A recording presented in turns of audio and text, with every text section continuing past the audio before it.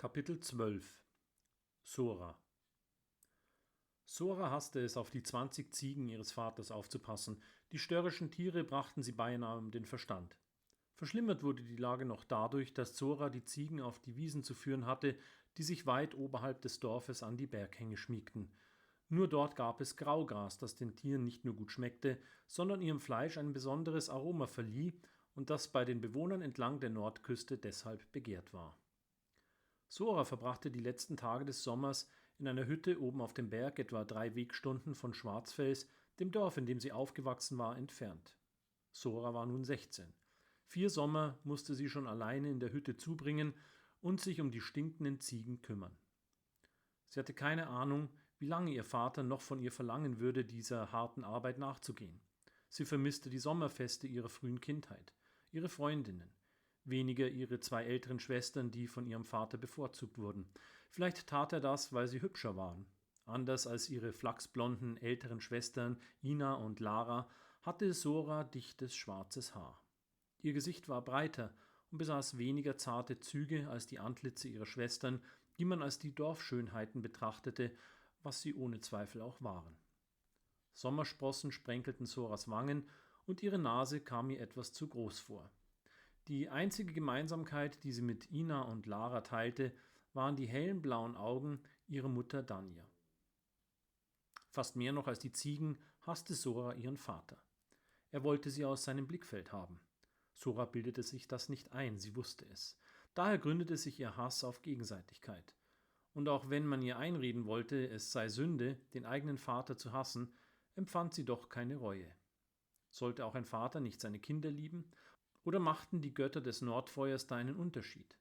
Ein Kind wurde geboren und besaß keine Möglichkeit, sich seine Eltern auszusuchen.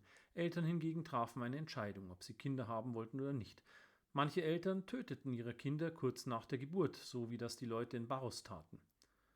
Standen es die Götter Vater und Mutter zu, sich wie Monster zu verhalten? Sora versucht ihre Gefühle irgendwie zu verstehen und zu beherrschen.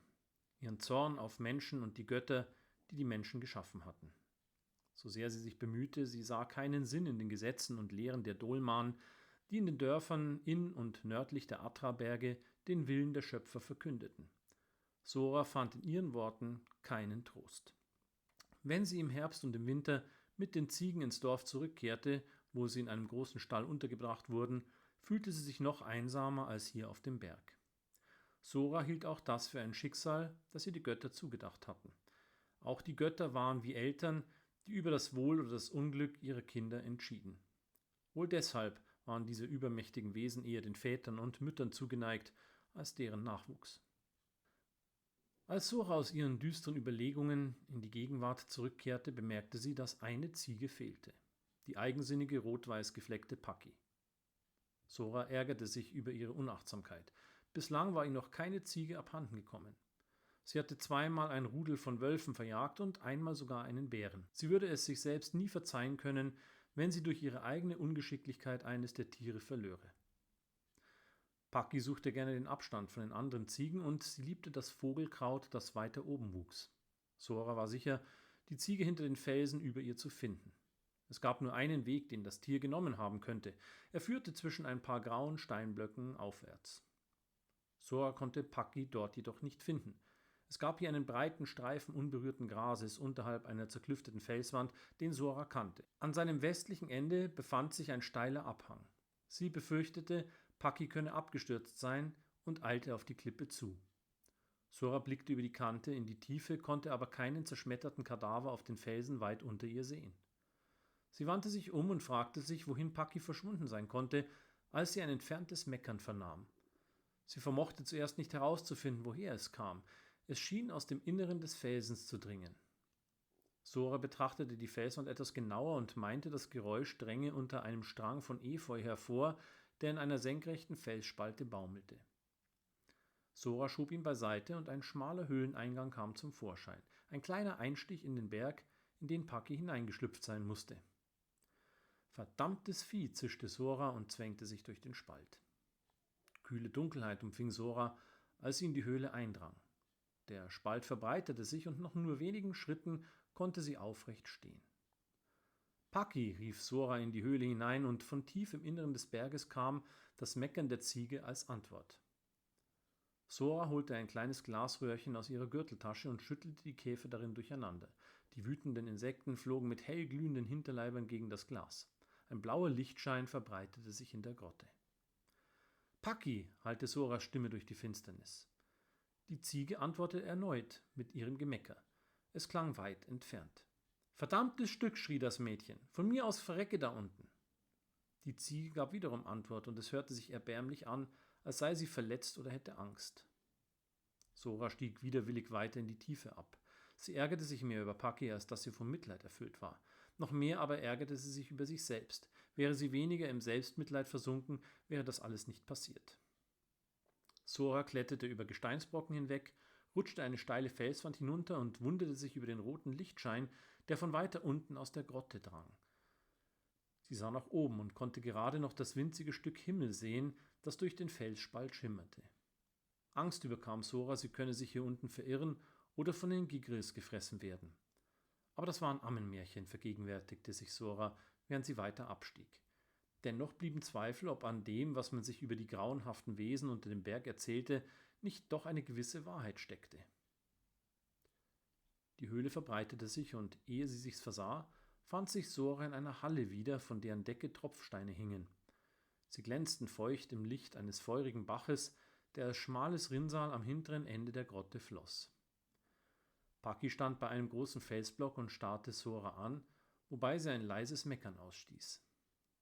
Jetzt muss ich sehen, wie ich dich da wieder hochbekomme, zischte sie die Ziege an und näherte sich ihr behutsam.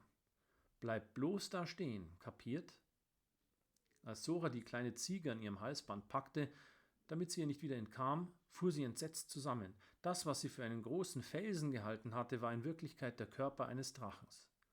Im Flackerschein des Feuerbaches erkannte Sora einen riesigen Schädel, dessen leere Augenhöhlen sie anzustarren schienen. Der zähnefletschende Kopf des Monsters war noch von ausgetrockneter, schuppiger Haut überzogen. Das unruhige Licht der Lava, das auf der Drachenmumie tanzte, verlieh dem toten Untier etwas Lebendiges, das Sora fesselte und sie am Weglaufen hinderte. Wie lange er wohl schon hier in der Höhle lag, fragte sich Sora. 100 Jahre, 1000 Jahre? Woher war er gekommen? Der Drache lag sonderbar da, eingerollt, als sei er friedlich eingeschlafen oder wolle etwas beschützen. Die Schwanzspitze lag unter der Schnauze und ein löchriger Flügel spannte sich über den Ring, den der Drachenkörper bildete. Sora trat näher an die Leiche heran und schob den Flügel zur Seite, soweit es ging. Mit der Käferlampe leuchtete sie in den Schatten hinein. Sie erkannte 3 längliche Eier, jeweils von der Größe eines Flaschenkürbisses. Paki meckerte. Ihr schien der kleine Ausflug nun selber leid zu tun. Sie wollte zurück ans Tageslicht. Sora widmete dem rot-weiß gefleckten Tier einen freundlichen Blick. Du bist nun doch zu mehr Nütze gewesen, als lediglich auf einem Teller zu landen. Es war Nacht geworden. Sora hatte die 3 Dracheneier aus der Höhle in ihre Hütte gebracht, was zeitaufwendiger gewesen war, als es zunächst ausgesehen hatte. Die Eier, die jetzt auf dem kleinen Tisch lagen, waren jedes so schwer wie ein Eisenbarren aus der Dorfschmiede. Im Licht der Talgkerze glänzten sie wie poliertes Metall. Jedes Ei hatte eine andere Farbe. Eines schien aus purem Gold zu bestehen, das zweite aus Silber und das dritte schimmerte in sattem Kupferrot. Ihre Oberflächen sahen aus, als hätte jemand feine Muster hineingraviert. Sora erblickte geschwungene Linien, auf denen das Kerzenlicht glitzerte. Jedes Ei wirkte wie ein Kunstwerk. Sora hätte zu gerne gewusst, ob sich in ihnen noch Leben regte. Sie beschloss es herauszufinden und wählte dafür das silberfarbene Ei aus. Da Sora vor Aufregung sowieso keinen Schlaf finden konnte, nahm sie das silberne Ei und machte sich erneut daran, in die Höhle hinabzusteigen.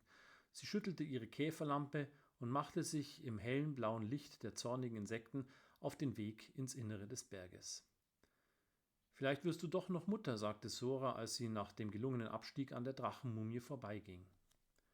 Die Hitze, die der kleine Lavabach abstrahlte, war sehr stark. Es war unmöglich, näher als auf 3 Schritte an ihn heranzukommen. Aber es mochte vielleicht gar nicht nötig sein, das Ei in das flüssige Gestein zu legen. Es würde dann sowieso nur weggespült. Sora spürte, wie heiß der Fels unter ihren Füßen war. Das sollte genügen, um das Ei auszubrüten. Wenn nicht, musste sie sich eine andere Methode ausdenken. Sie legte das Ei an der Stelle ab, wo der Feuerstrom aus der Höhlenwand trat, und wich dann schnell zurück. Eilig zog sie ihre ledernen Stiefel aus, deren Sohlen zu brennen schienen und von denen bereits Qualm aufstieg. Sora rieb sich die schmerzenden Füße. Während der Schmerz nachließ, starrte sie auf das Ei, das auf dem glühenden Stein lag, und fragte sich, was so ein Drache wohl brauchte, wenn er geschlüpft war. Milch, Wasser, was benötigte er zum Fressen? Die ein oder andere Ziege? Sora kam ins Grübeln, ob sie nicht gerade dabei war, eine große Dummheit zu begehen, aber sie verdrängte den Gedanken schnell wieder. Erst machen, dann sehen, hatte ihr Großvater immer gesagt, und es kam ihr im Augenblick wie die Weisheit eines Gelehrten vor. Kapitel 2 Well hasste es, zu spät zu kommen. Vor allem hasste er es, diese schlechte Gewohnheit nicht in den Griff zu bekommen. Als Ritter der Festungsgarde bestand sein Leben aus Zeitplänen und Regeln. Einem Leben, das seinem Wesen widersprach und das für ihn eine ständige Herausforderung bedeutete. Zumindest war es ihm gelungen, im Rang der Garde aufzusteigen, weil er Idras Ranaru und seine Hauptmänner durch seine Fähigkeiten mit Bogen, Schwert, Speer, Dolch und seine Reitkünste zu überzeugen vermochte. Well entstammte einem Sindaran-Clan aus dem Süden von Vasta, der vor ein paar Jahrhunderten noch als Barbarensippe galt. Als typischer Sindaran hatte Well dunkelblonde Haare und meergraue Augen. Man sagte ihm nicht zu Unrecht nach, dass seine breiten Schultern ebenso zu seiner Abstammung passten wie sein Hang zur Undiszipliniertheit. In dieser Minute sollte er mit der Ausbildung von 8 neuen Anwärtern beginnen. Stattdessen lief er durch die Karrengasse im Viertel der Roten Damen, wo ihm im Laufe der Nacht sein Zeitgefühl abhanden gekommen war. Die vergangenen Stunden mit einer der Frauen, bei der er öfter zu Gast war, hatte ihn für eine Weile alles vergessen lassen und ihm danach den besten Schlaf seit langem verschafft. Vals Pferd war noch im Stall des Gasthauses, wo er es am Abend zuvor angebunden hatte. Er nahm das Sattelzeug vom Haken und zäumte das graue Pferd auf. Ein temperamentvoller Ostländer, der ihm den Sold von 3 Monaten gekostet hatte. Well warf dem Stallburschen einen Kupferpent zu und galoppierte auf die Straße und durch das Färbertor hinaus aus der Stadt. Der Weg durch die Weizenfelder führte Richtung Süden, zu einer kleinen Burg, in der die Soldaten der Raganier ausgebildet und während dieser Zeit untergebracht wurden. Sie befand sich unterhalb der riesigen südöstlichen Burgmauer der alten Festung, von der aus der König über sein Reich regierte.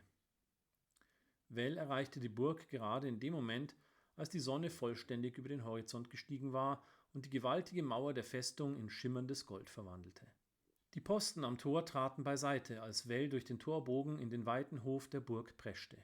Er zügelte sein Pferd und stieg ab. Einer der Soldaten führte das Pferd in Richtung der Stallungen weg, während Well durch den nächsten Torbogen eilte, hinter dem sich das weitläufige, von Mauern und Türmen eingefasste Übungsgelände befand. Hauptmann Oron Faras wartete bereits zusammen mit den 8 Neuen, die Rundschilde und Holzschwerter hielten. Etwas abseits unter einem Zeltdach saßen 3 Männer, die das Training beobachten und später ihre Einschätzungen abgeben würden. Der kahlschädelige Haudegen musterte Well grimmig und voller Ungeduld. »Sonnenaufgang heißt beim ersten Sonnenstrahl. Jetzt ist schon fast Mittag.« »Ja, ich sehe es«, stimmte Well zu. »Wir werden schnell machen, damit wir noch etwas vom Essen abbekommen.« »Nur weil Idras nicht hier ist, bedeutet das nicht, dass du dich gehen lassen kannst.« Faras reichte Well ein Holzschwert und stellte sich vor die Neulinge. »Täuscht euch nicht, dieser undisziplinierte Narr hier ist einer unserer Besten. Was ich ihm durchgehen lasse, treibe ich euch mit Knüppelhieben aus. Verstanden?« Die 8 Jungen, von denen keiner älter als 15 war, nickten schüchtern. Bis auf einen, der Well mit schiefem Grinsen anstarrte. Ein rothaariger, sommersprossiger Bursche, hager wie eine Vogelscheuche. »Sie gehören dir«, meinte Faras und klopfte Well auf die Schulter. »Sie gehören dir«, wiederholte Well in Gedanken. Faras Worte waren alles andere als eine Floskel. Jeder Ausbilder war für das Wohl seiner Schüler verantwortlich. Härte war zwar notwendig, aber zu ernsthaftem Schaden durfte niemand von den Neulingen kommen. Well deutete auf den Rothaarigen. »Du da, tritt vor!« Das überhebliche Lächeln schwand aus dem Gesicht des Jungen. Offenbar war er sich seines frechen Auftretens gar nicht bewusst. Er wirkte jetzt entsetzt und machte 2, 3 unbeholfene Schritte auf Well zu. »Greif mich an«, befahl Well, und der Junge versuchte ihm einen Schlag auf den Kopf zu versetzen. Well trat nur beiseite und ließ den Angreifer ins Leere laufen, wobei er ihm ein Bein stellte. Der Junge stürzte und Well setzte ihm die Spitze seines Holzschwertes in den Nacken. »Vergesst die Ehre«, bellte Well. »Kämpft so, dass ihr am Leben bleibt. Das ist eure erste Lektion.« Der Tag verhieß sehr heiß zu werden. Gegen Mittag waren die Neulinge erschöpft und ihre lederne Kampfkleidung durchschwitzt. Auch Well setzte die Hitze zu, aber er erlaubte es weder seinen Schülern noch sich selbst, die Kleidung abzulegen. Well beobachtete die Jugendlichen noch eine Weile, die in Zweiergruppen gegeneinander kämpften und einfache Fechttechniken übten. »Den Krieg interessiert euer Wohlbefinden nicht«, kommentierte er ihr Gejammer. Einen von ihnen streckte die Hitze nieder, aber ein Schwall kalten Wassers aus einem Eimer holte den Jungen ins Leben zurück. Mit ungezielten Hieben kämpfte er weiter. Sein Gegner wich zurück, nützte aber seine Chancen auf weitere Treffer nicht. Das würde ihn Punkte kosten. Er musste die Schwäche seines Gegners ausnutzen, der lediglich unbeholfen mit der Holzklinge herumfuchtelte. »Schlag zu«, tadelte Well den Schüler. »Er bietet dir seine Seite an.« Der schwarzhaarige Junge gehorchte und versetzte seinem Kampfpartner einen Hieb auf dessen rechte Hüfte. Der Getroffene ging keuchend zu Boden. »Siegtreffer«, kommentierte Well. »Hilf ihm auf, positioniert euch wieder und macht weiter.« Der Rothaarige hielt sich am besten. Nachdem er seine Schüchternheit abgelegt hatte, offenbarte er Ausdauer und Raffinesse. Nach Punkten und Siegen lag er weit vor den anderen. Eine blecherne Glocke ertönte. Das Mittagessen war fertig. Er rief seinen Schülern zu, sich ihre Rationen zu holen. »Wir machen eine Pause«, sagte Well und deutete mit seinem Holzschwert in Richtung der Mauer, wo sich eine Reihe Bänke im Schatten eines Sonnensegels befanden. »In einer Stunde geht es weiter«, teilte er den Jungen mit, als sie an ihm vorbeihinkten. »Pünktlich sein. Ich hasse Verspätungen.« Er ging zu den Beobachtern. »Eure Einschätzung?« Einer der Männer kritzelte ein paar Notizen auf ein Pergament, bevor er Well seine Aufmerksamkeit schenkte. »Godric, der Rothaarige, macht sich am besten. Dann Justin. Er hat zwar am Ende etwas nachgelassen und zuletzt einen Todesstreich erhalten, aber zu Beginn war er lange mit Godric gleich auf.« Well forderte die Notizen und sah sie durch. »Ich werde sie gegeneinander kämpfen lassen.« Well stellte fest, dass die Kinder, die er ausbilden sollte, eine gute Begabung besaßen, sich als zukünftige Krieger zu behaupten. Besonders Godric und Justin zeigten sich ausdauernd, lernfähig und geschickt. Er würde sie bald mit stählernen Klingen üben lassen. Inzwischen aber wollte er ihnen einige Tricks und Techniken beibringen, die sie weiter fordern würden. Er beorderte sie bei Sonnenaufgang auf den Übungsplatz. Dort hatte er mit ein paar Fahnenstangen, verbunden durch ein Seil, an dem weiße Wimpel hingen, einen Kreis abgesteckt, der im Durchmesser gut 6 Schritte betrug. Darin stand Pharas, versehen mit 2 langen Holzdolchen und gekleidet in einer an vielen Stellen mit Hartleder verstärkten Übungsmontur. Auf seinem Kopf trug er einen leichten Lederhelm. »Ich hoffe, die 2 sind das frühe Aufstehen wert«, beklagte er sich. »Das werden wir spätestens heute Abend wissen«, antwortete Well, der eine der hölzernen Klingen von dem Tisch nahm, den er neben dem Kreis aufgestellt hatte. Er wog sie in der Hand und vollführte ein paar Schläge, sodass die Luft um das Holz fauchte. Pharas deutete mit seinem Übungsdolch auf Godric und Justin. »Da kommen deine jungen Gardisten.« Well sah, wie tapfer die beiden gegen ihre Müdigkeit ankämpften. Justin gähnte und Godric rieb sich die Augen, aber je näher sie kamen, umso mehr Haltung versuchten sie anzunehmen. Schließlich absolvierten sie die letzten Meter im Gleichschritt, machten vor dem Kreis Halt und legten die geballten Fäuste an die Hüften. »Godric und Justin bereit zur Übung«, verkündete Godric, wobei sich seine Stimme überschlug. »Ah«, bemerkte Well spöttisch, »seid ihr das?« Er forderte sie auf, sich je einen kurzen Holzdolch vom Tisch zu nehmen, löste einen Teil des Seils und lud die 2 ein, in den Kreis zu treten. Danach befestigte er das Seil wieder an einer Fahnenstange und die kleine Arena war damit geschlossen. Die Jungen schienen durch die Enge irritiert. Allein Pharas, der durch seine beeindruckende Statur viel Raum einnahm, verkleinerte die Möglichkeiten, sich zu bewegen bzw. sich angemessen zu verteidigen oder anzugreifen. »Ihr werdet heute den Dreistich kennenlernen«, erklärte Well. »Wir kämpfen zwar auch in weiten Flächen, aber als Gardisten müssen wir auch fähig sein, den König innerhalb seiner Gemächer oder in einem Feldlager zu beschützen. Das bedeutet unmittelbaren Kontakt zum Angreifer auf engstem Raum. Einem Angreifer mit einem Messer geht man im besten Falle aus dem Weg, wenn man gerade über kein Schwert verfügt. Aber auch mit Schwert ist es schwer, sich zu verteidigen, wenn man nur wenig Spielraum hat. Ihr werdet dennoch lernen, einen Angreifer unter diesen Umständen zu töten und den König zu beschützen. Zuerst werdet ihr lernen, einer Messerattacke auszuweichen. Später kommen wir zur eigentlichen Technik. Ich hoffe, dass ihr am Abend soweit seid, die Abläufe zu begreifen.« Well wies Godric und Justin an, in Kampfhaltung zu gehen. Pharas wich bis zur Eingrenzung zurück und machte sich bereit für einen Angriff. Aus dem Sehschlitz des Helms funkelten seine hellen blauen Augen Justin und Godric an. Justin schluckte und ein Zittern durchfuhr seinen Körper.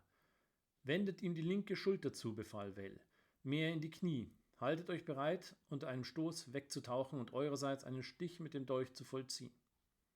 Faras griff an, stieß Justin beiseite, packte Godric's Handgelenk, vollzog mit der Holzklinge einen Streich über dessen Kehle und drückte danach den Dolch in Justins Seite, als dieser versuchte, wieder auf die Beine zu kommen. Val schüttelte den Kopf. Aufstellung nehmen. Die Jungen machten sich bereit und erneut startete Faras seinen Angriff mit beinahe demselben Ergebnis. Die Sonne ging auf und der Trainingsplatz füllte sich mit den Kriegern des Königs, die mit ihren Übungen begannen. Auch Vals andere Schüler tauchten auf, bereit mit Übungen zu beginnen. Der heutige Tag, begann Val ihnen zu erklären, besteht darin, zuzusehen und zu lernen, was Leiden und Ausdauer betrifft. Ob wir Zeuge leuchtender Beispiele oder elenden Versagens werden, kann ich jetzt noch nicht sagen. Euer Teil wird sein, still zu stehen und Haltung zu bewahren. Als Gardist werdet ihr viele Stunden vor dem Schlafgemach des Königs stehen. Eine gewaltige Herausforderung. Je eher ihr damit anfangt, desto besser. Er zog eine Linie in den Sand. Fußspitzen da dran. Die jungen Krieger beeilten sich, seinem Befehl Folge zu leisten. Und jetzt Maul halten und stillgestanden, bis ich sage, dass ihr euch wieder rühren dürft. Inzwischen hatten die Gardisten auf dem Gelände der Wallburg mit ihren Lektionen begonnen. Bald hallten Geräusche klingender Schwerter und wildes Kampfgeschrei durch die Luft. Das Donnern der Pferdehufe im westlichen Teil des Platzes war zu hören. Val hatte hinter dem Tisch mit den Holzklingen und einem kleinen Baldachin auf einer Bank Platz genommen und beobachtete, wie sich Justin und Godric schlugen. Die Stunden vergingen und das Training verlor nicht an Intensität. Justin benötigte immer mehr Pausen, die ihm Faras jedoch kaum gönnte. Godric hielt sich gut, aber die Hitze machte ihm zu schaffen. Seine Hiebe und Stiche wurden immer ungezielter, seine Bewegung fahriger. Mehrmals sank er auf die Knie, woraufhin ihn Faras mit Beschimpfungen und Drohungen überhäufte, bis er sich wieder aufrappelte. Ein Donnergrollen drang an Vals Ohren, und als er nach oben blickte, sah er dunkle Gewitterwolken über die Türme der Festung ziehen. Ein Blitz zuckte in den Wolken und unmittelbar darauf krachte der Donner. Val bemerkte die Regenschleier, die bereits um die Turmspitzen wirbelten, während sich das Land zu verdunkeln begann. Ein heftiger Schauer ergoss sich unmittelbar darauf über den Sandplatz. Weiterkämpfen, befahl Val, der Justins flehentlichen Blick sah, als er erneut zu Boden ging.